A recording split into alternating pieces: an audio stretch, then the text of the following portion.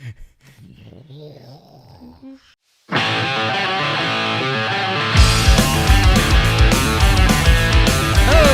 JD, the best fucking podcast in the world. I'm Lloyd. I'm JD. What's up? Oh, nice. Like that. I don't think we could keep that speed during the entire podcast. No. Number one, that would be very hard to listen to, and number two, like I think my head would just kind of ooze out my ears. I think when I get excited about stuff, I talk like that anyway. Yeah. It just kind of picks up cadence. Trying to get it. Is that what you're saying? I'm like a bear. You're I'm like a bear on Ark Survival. Faster as you go. Yeah. Which they brought out a new map. Oh, did they? And I took a look, and it's great. It's every map put together. Every map, Arboration, everything. It's like the biggest map they've ever made. Wow. Very cool. I had no idea. So maybe we should do another server. Maybe. When we have time. Yeah. Because I don't have time. I haven't been gaming at all. You'd get a server now, and I'd be like on in a month. I'd be like, hey, I wouldn't be on it. I don't have time. Yeah. There'd be nobody there. I don't game in the summer. It's more of a winter activity. Here in Canada, there is fuck all to do when it's minus 30 outside. So yeah. Gaming seems way less. Like, I can't physically sit in a chair and game when it's gorgeous outside. No, usually if I play, like I'll play on Friday and Saturday night, like late, but... Like lately, I like to play at the end of the evening, but lately I just get too stoned. Yeah. And then you just like, that scene from Grandma's Boy where they're like playing on the controller. It's not that. Honestly, if you can like fight the stone and like put the Xbox on and put the game in and then play it, you get into it. But it's like that, like, just really can't be bothered to like get into the game. Yeah. And if TV's already on, you just get like sucked into that. Yeah. And I've been watching that glass blowing thing on TV on Netflix, which I thought they were going to be making bongs, and I was a little bit disappointed that they weren't making bongs, but it's still a good show. But you were so stoned you didn't care. No. And most of the time you're just like, you could turn that into a bong. You could a couple holes there and a shot. Yeah, you but it's a good show, but not what I thought. Yeah. Me, I watched Stranger Things. That's about it. That was good. Yeah. I really liked the last episode where they do the singing. Yeah. The never-ending story thing. That was great. It was pretty epic. Yeah, they're getting chased. I like the whole 80s kind of shift that they do with that show. That it's kind of. It's very good. Reminds me, like, I mean, I grew up in the 80s, so I mean, it reminds me a lot of Here we go. The stuff we used to do. Yeah. It's funny, like the haircuts, the bad mustache. Yeah, good times. No, it was a brilliant show. I enjoyed it quite. Did you check out all the Stranger Things stuff down at the grounds when they had that? Did you know that? No. Were you too stoned to notice? You know what's funny? I don't know if I'm just gonna. I took a pen, repen, and I didn't end up using it very much just because, I'm stoned when I got there. We took the train, so I got pre-stoned, and when we were down there, I was standing in line and I was like kind of crouched down, and I just like smelt the strong smell of weed, and I'm just like, man, someone's just getting high, like right out in the open, like good for you, but. Fuck. Like, cops literally like just walked by. So I was like, that's crazy. So we walked around a bit and I just checked on my pen. It turns out that like I had like when I was crouching down, I was like pushing the button. So I'm just like burning off all this weed all this weed just coming out of my pocket. So I was the guy. And I'm the one standing there going, oh man, who's doing that? Yeah. And people are watching like, that guy's so stoned that he's like smoking weed out of his pocket, man. He's got like a little train going. Everybody else is like... So yeah. Oh, it's too funny. I'm an idiot. I mean, you smell it down. I mean, I worked the Coke stage where the concerts are. I mean, every night it's like weed. Like you just smell it. So I mean, they weren't like super, into stopping anybody. They weren't going like super aggressive. Although I will say this, and I say this every year, like the guys that do the searches, like fuck off, like quit trying to poke my shit with your. They drumstick. didn't touch me. Yeah, it was fucked. Yeah. I worked there. I've got clearance. I was so nervous because I had this one pen that would give me like maybe a couple hoots throughout the day. Like, fuck off, man. It's legal. It was a vape pen. Like, it wasn't even like Yeah, they wouldn't stop you for that, Well, if they opened it, they would. Yeah, if they... But they're not going to do that, right? So, but I'm still shitting myself. I don't want to break the rules, but I want to have a good day. And I want to, I want to get hungry, and I use it medically. Yeah. Sometimes it helps. It can help my appetite. I think actually the Calgary Folk Fest, which is it's either just happened or is just about to happen, they have an area set up for it. Amazing. That's amazing. So they're going to have an outdoor cannabis area, which makes sense. I mean, they do it with beer and beer gardens, so why not do it with that? Yeah, I was really worried. And they kind of I went to one security guard, he didn't check me, and he's like, no, go over there. I'm like, okay. So I went over there with my bag and my daughter's on my shoulders. I'm like, here. Do you want me to walk through the thing? And he's like, no, go. He's like, go around. I'm like, okay, why is everyone, who's going to fucking check me? And I finally get through the end and I look at Jamie and we're on the other side of the security thing, and through the hassle of it all, you didn't realize. I looked at her, I'm like, who's going to fucking check us? And she's like, I don't know. And we just kind of walked. Run, get to the car. But it was weird. It was just they didn't want to check me. I don't know. I think that what they're looking for is, number one, you don't fit the profile, right? I mean, you're there with your wife and your child, and that's kind of... Still, I would prefer if they checked everyone. In today's modern world, as much as we like to believe that everyone's a nice person, they're not. And just because you have kids and a wife doesn't mean that you're not a nasty person or not under a lot of stress or not depressed and going to do something silly. Yeah. I'd prefer them check everyone. I prefer them check me. I prefer them check everyone that has a child. Yeah. If you're going to check. If you're not, don't then. Yeah. But, I could have had anything in that bag.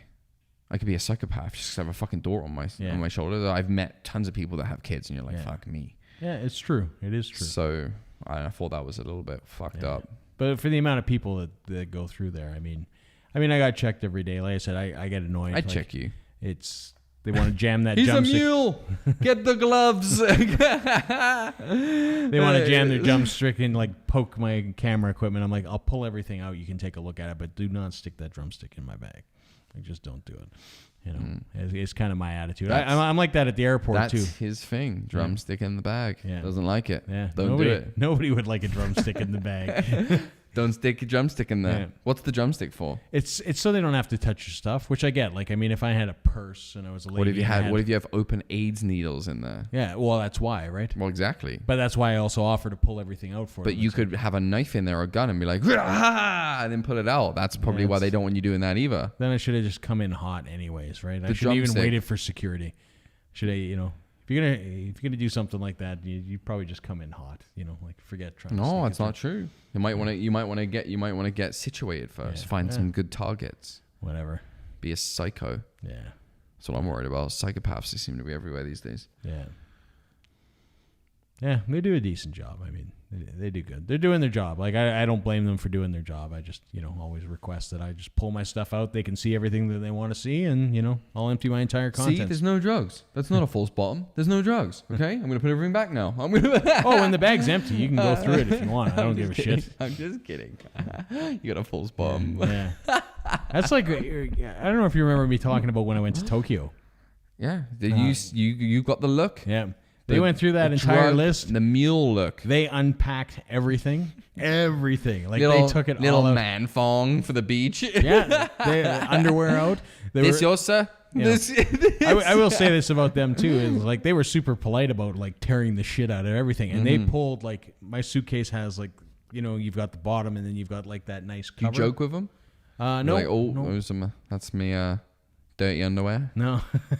Don't but sniff it. They pulled the whole backing off to check behind the backing and stuff. So, they were going right through it. But they put it all back together, which was cool. And it probably looked better than when it was originally done. So, all the power to them. Because they're origami masters. Yeah. I super polite about it. And, I don't mind if you're super polite and, you're just doing your job. That would piss me right off. I'm like, go ahead. Fuck you, man. They probably packed my suitcase better than it was packed because... I don't care. You just touched all my shit. Yeah. And it's an invasion. You just invaded me. Yeah, but you're flying and you're going also. Fuck them. Yeah. I'm like, fuck you. Give my shit back and put me back on a plane. I don't want to be here. Oh, don't do that. That's what I would have been like. Fuck this. If this is how you enter me in your country, fuck, I don't want to go on. Yeah.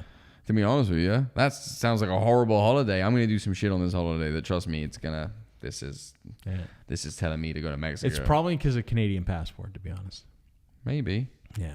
Because, I mean, let's be honest. Now that this country is, legal to have cannabis, that anybody coming out here, I'm sure everyone that lives here is pretty much like Al Capone. And in fact, it's funny. Have you ever watched that show? Like, I don't know what it's called, but they have like custom agents.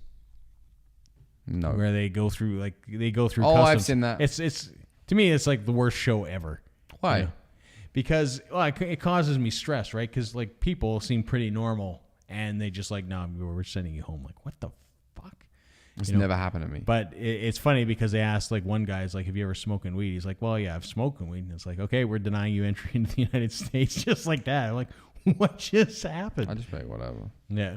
It's like, I think at that point, I don't want to go there anyway. Yeah. I fuck you then. Yeah. Who cares? It just blows my mind that you admit to smoking something in your past. And then based on that, we're denying. He's like, I've been here before. Like, what's the deal? And he's like, well, you're not admissible because we don't want people to use drugs in our country. And he's like, okay. I mean, like, I don't use drugs, sir. I just smoke weed. Yeah. So he has to.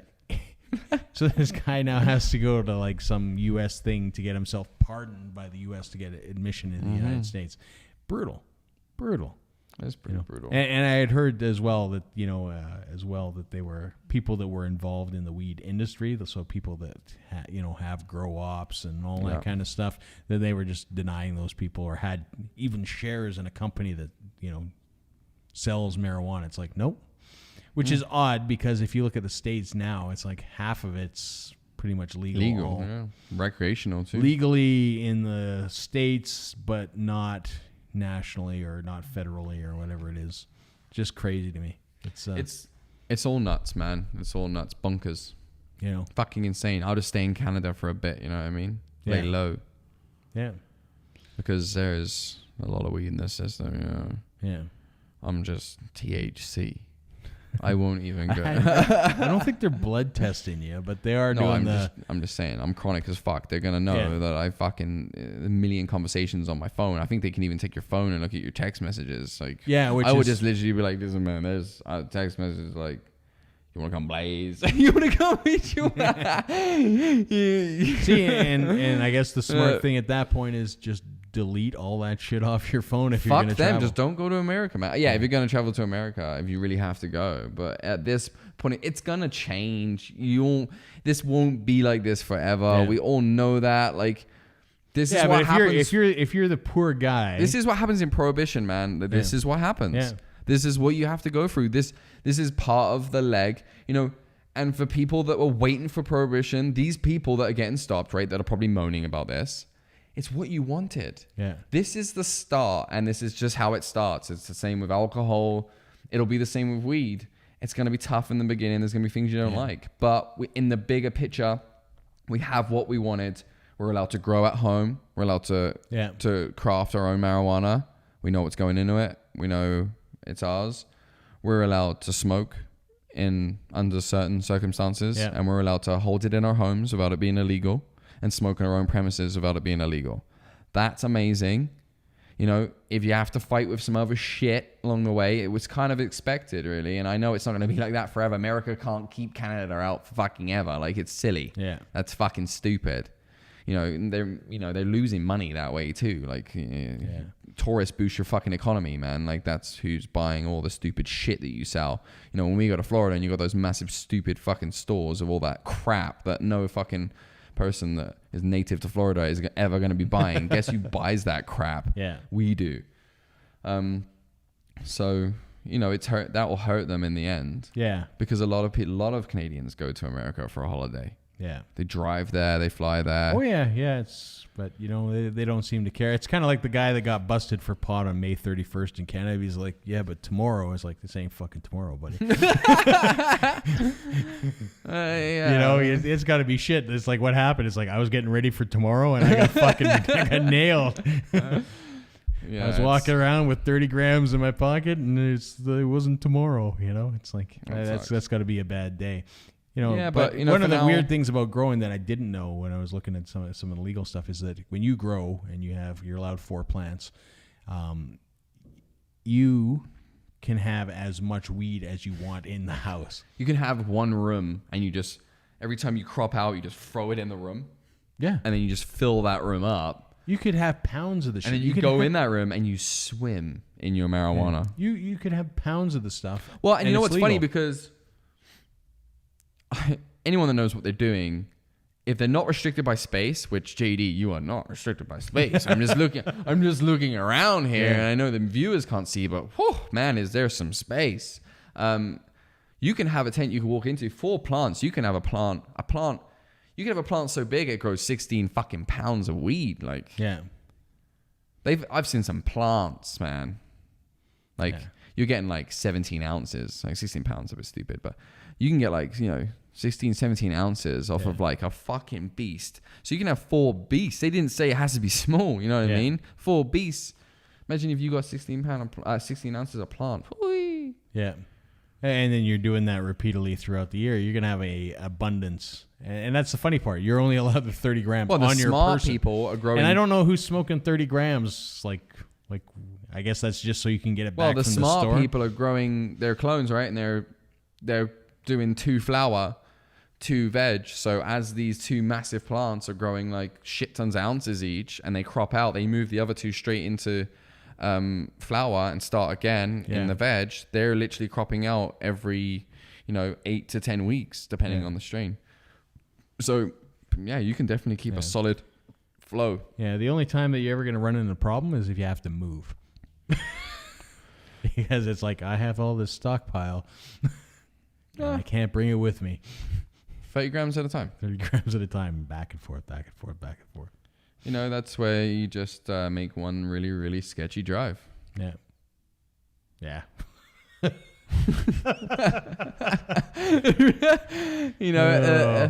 As far as it goes, they're probably not going to pull you over if you're driving the speed limit and your car's in good condition. And if they do pull you over and it's all in smell-proof bags and in the back, like, I've been pulled over. They've never checked my car. Yeah. I've been pulled over with the smell of weed in my car. Yeah.